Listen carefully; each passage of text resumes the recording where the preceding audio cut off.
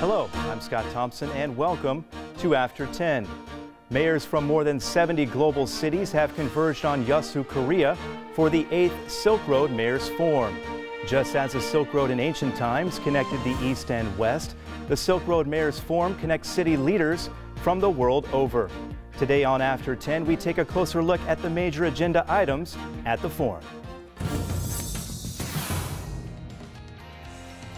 The Silk Road, a series of trade and cultural transmission routes that cross Central Asia, connecting Asia and Europe during ancient times. The value of the Silk Road continues today by promoting cultural and regional cooperation. The United Nations Development Program launched the Silk Road Initiative in 2000 to bring about a renaissance in culture, tourism, and the economy. And the Silk Road Mayors Forum has been held annually since 2006, with this year's gathering attracting mayors from 70 different cities around the world. The 8th Silk Road Mayors Forum is being held in Yeosu, a rising maritime city in Korea. Under the theme Harmony of Global Civilization and New Silk Road, the forum discusses the future-oriented cooperation of urban networks. We are joined by Kwak Young-hoon, founder and president of the World Citizens Organization and co-host of the 8th Silk Road Mayors Forum, to hear about the main agenda items being discussed at the forum. Dr. Kwak, thank you very much for being on the show. We appreciate it. Thank you for your inviting.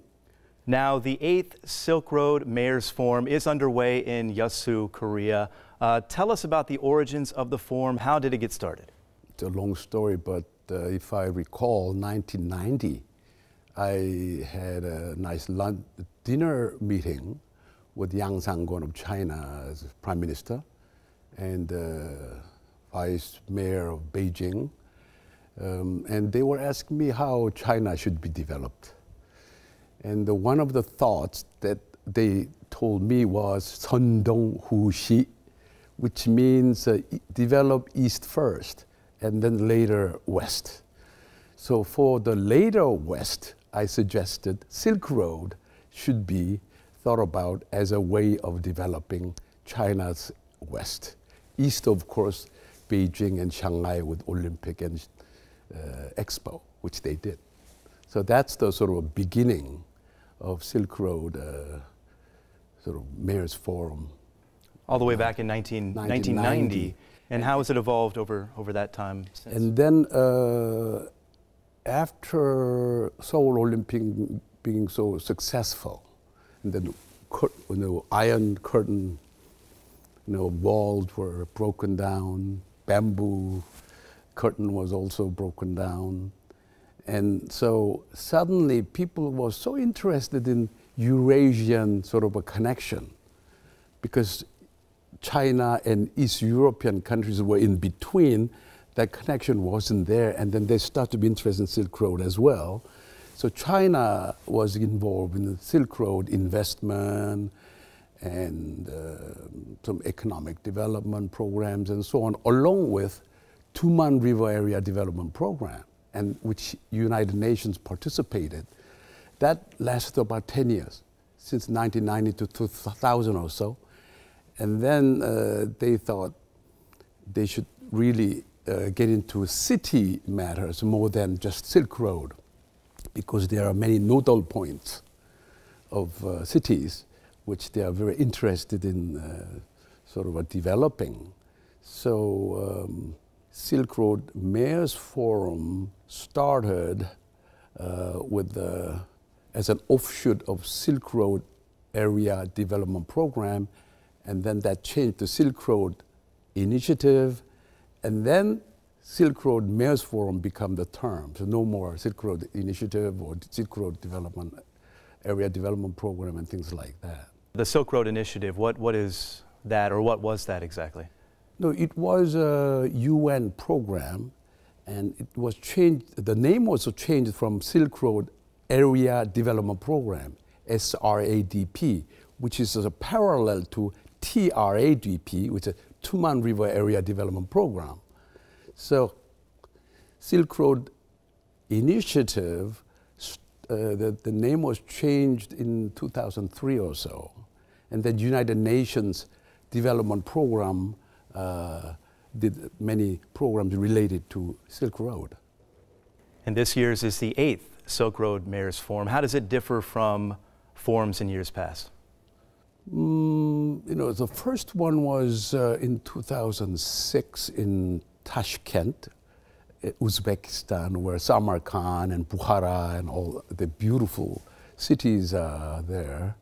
And then the second one was in Lanzhou, on the Huanghe River area, where lots of noodles, a variety of noodles. Probably it's the capital of noodles. Then third one was in Almaty, where Apple was first introduced to humanity. And then Shiraz and Persepolis area, Persian side, and then Grozny and Caucasian, and then Pyeongtaek and so on. That was all sort of a land. It was reviving the past, the ancient Silk Road. But from this one, Yeosu, it's a sort of a new departure, the new chapter of Silk Road, because it's starting with a Sea Silk Road now, and then reviving Sea Silk Road with Jangbogo, the Shilla time maritime sort of prince. Everybody knows him in history. So we are trying to reviving that, and then it will go toward the west, the east, American continent and all the others. So it's a major break from ancient land-oriented to future sea-oriented. That connection is going to be happen in Yeosu. And we have 77 mayors from 30 different countries taking part in this particular forum. What happens at the forum? What are the mayors talking about? What are they hoping to accomplish from coming? The mayors are always interested in basically four things. How to prepare infrastructure for the city they manage. Number two, they are very interested in capacity building of younger generation, the citizens. And then the quality of life, how to upgrade quality of life of citizens. Number four is job creation. More than anything, it's very, very important. So they want to exchange views on that. Number one, the usual city management kind of thing. And number two, the unique one is this. Before, the city development was more modernizing, high-risers, homogenizing, and it's inhuman, more mechanical, and so on. But we should be departing from that. Therefore, they are very interested. They are from Silk Road cities with very rich culture and civilization. So they want to learn how to preserve this and then develop at the same time. So they are very interested in learning conservation and development. That aspect, they want to exchange views. And one of the concepts they're very interested in is glocalization. They think their cities are glocales, very unique character of glocal, not global city. Then it becomes suddenly impersonal, characterless. So they are very interested in glocalization of their city. Globalization, global, local. Local. Right. Right. So if you're thinking about, let's say, Shiraz with a special Persian atmosphere with beautiful roses, poems of love and peace, and lots of architectural wondrous things. And they want to see how this is local character and how to preserve that. And yet they develop into a modern convenience. I mean, this is basically, it's an opportunity for, as you mentioned there, I think, for everybody to get together to network and exchange ideas and sort of tackle the problems together, right? This is an idea for everybody coming together. Right, tackle the problems, different paradigms. They really want to make a paradigm shift, not just a word, but actually they are making their own cities, environments, different too, sharply different to modern way of developing cities, and they want to exchange views on this. The Silk Road in ancient times, of course, was a major trade route. Nowadays, what are the characteristics of the Silk Road as it stands today? The ancient Silk Roads, there are now more than just material goods to be exchanged before, silk, salt, and spice and other teas and so on before. But nowadays they're more interested in tourism. As I was always saying, they are interested in edutaining aspects of tourism and economic implication of that. If many people comes into their area, they have tourism products can be developed. So nowadays they're more interested in tourism and education and things like that. And in a recent newspaper interview you gave, you said the Silk Road aims for mutual cooperation, not competition. It focuses on the people, not the nation. Elaborate on this idea, this motto for the Silk Road. The one thing that people are very much aware nowadays, to my mind, is this, that the world is in crisis. Environmental crisis with the global warming, and there's a lot of conflicts and strifes between religions and terrorism and all that. Plus, even families are broken and things like this. So they want to sort of get away from that, but they do not know how to do that in a way, and they want to. And they're very interested in Silk Road as a living model. I mean, it was there. And then how they harmonize each other, although they are very distinct, different. How to, before this, how to tolerate the differences and so on, and then not to develop prejudice or hatred and then go on. But nowadays, suddenly they felt, Silk Road, wait a minute, the differences of cultures are nothing to be tolerated, but to be celebrated. Oh my goodness. So they are, now with that kind of concept, and we call that not only experience, but imperience. We are experiencing that difference is correct. Nobody on earth is same. No place on earth is same. So we should respect each other and that kind of thing. So and then I found the Silk Road is a peace road. It was a peace road, and they want to emulate this. They want to learn, you know. So it's a peace, global peace idea could be taken out from this real historical model. Embracing the differences and coming together and recognizing that there is a network there to cooperate with one another and help each other. It's kind of the idea here. And that's enriching. Right. And that should be humanity. That's because of these differences we say humanity is one. That, again, people do not get that easily. One and many, but many difference. That's why one humanity, kind of merging the truth is being experienced, it's being illuminated, it's being incited. It's a major, major thing. And then especially now, that I would like to see younger generation to experience that as much as they can. And this is a mayor's forum, which means it concentrates on cities, not nations. Is there a particular reason why cities became the focus of this forum? You know, nation, you know, you are taught patriotism. You know, my country has this many medals, gold medals, and my country has no silver, even copper medal. You don't need to say my country, and then that gives you mental block. Say mine is better and the other countries don't. And the nation as a military sort of a defense mechanism is built in. So there's a war, sort of a preparation war in the name of peace and so on. City is a daily life.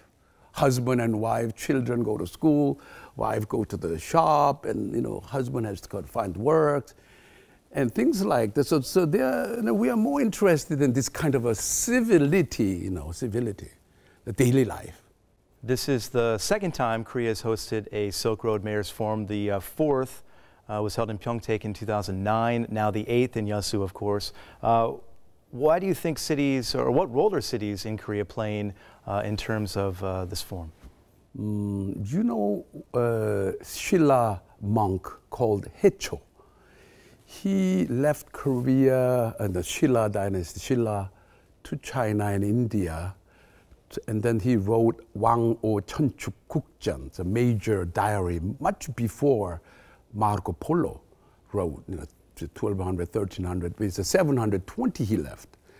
And then there was a saying that he left from Tangjin, Pyeongtaek, Tangjin, Asan, same area. They keep on changing names because of the administration and so on. So we were told he left to Shandong from there. So we try to revive that. Actually, Korea was part of Silk Road in the Eurasian continental sort of bridge going through there. That's what the Pyeongtaek was the emphasizing at the time. But this time, all the mayors, in Silk Road mayors and the World Cities Organization Board of Governors thinks, well, don't you think it's about time to think about Sea Silk Road? And then where should Sea Silk Road idea should be revived? And then Changbogo, the Edwin Reischauer of Harvard University and who used to be the ambassador to Japan, he's talked about Changbogo as a maritime prince in the Silla dynasty. And then he made many shillabang in Shantung area. He was going back and forth. So, it's sort of a Yellow Sea area was very busy. It's like a Mediterranean busy time. And then Enin, the monk from Japan, was also taken by Changbogo to Japan and so on. So we try to revive that at the same time to make a new chapter again, to make a Silk Road opening toward other continents across the ocean, North America, Central America, South America, Australia, and then through Indian Ocean go to Africa. What role do you see this sea route playing in the future? No, it's a global era, and I would like to continue that there's a symbolic meaning or real meaning of Silk Road being a peace road to the rest of to America and the rest, so that it becomes a global Silk Road, and then it becomes gives more optimistic feelings to young people. Silk Road become smart road as well, because they are always in the cyberspace with the touchy, screens and so on. But I want them to actually experience in real spaces, see the different culture and civilization. It's not just watching and hearing and talking, but smelling food and eating with them and sweating with them, wearing dresses and all kinds of the things, that totality you have to experience. And then if you start to like that, then you are experiencing as well. So I want that global now. It's a global era. So Silk Road should not stay in the ancient part of Eurasian continent, but global through the Sea Silk Road idea. In talking about all of this, and I think you've touched on it a little bit here, but as far as the potential of the Silk Road, the potential of what you see from these forums and from the people that come here, what do you hope this eventually turns into? What do you see it becoming? The Silk Road universe #1, university network system should be established so that students can have cross credit, cross registration. If you belong to one Silk Road university, let's say in Gaziantep, then he can or she can go to Shiraz University, Silk Road University, and get credit and so on. Ideally, if it is an all-quota system, they can go to something like 12 different schools. So it's not only in the book that you are reading and memorizing, but you will be actually there to learn. So that's one of the things that I would like to see happen. The experiences. Experiences from when they're young. Because when I met the President Kennedy in 1962, and Ban Ki-moon, he also met President Kennedy, at that time young people in the world all gathered and then together when we are before 20s, and then that make them to be world citizens, go beyond borders. So it's a very important to early on, not to make them to have a mental block of this is this, my religion, but I happen to be born in this religion, that's it. Now, I'm a Muslim, so I'm against this, or I'm a Christian because I'm... This kind of thing should not happen. Or this nation, things like this. So early on, I like this thing to be permeating to the minds of young people. This is one important thing I like to see happen. And as chairman of the World Citizens Organization, what are your future plans moving forward? Oh, my future plans. This is a passport I've been distributing to already tens and thousands of people. And this is a World Citizens Passport. And I like to see, but this doesn't work when you go to immigration. It doesn't work. I have to go Korean or American or things like that. And so I hope this works in the future.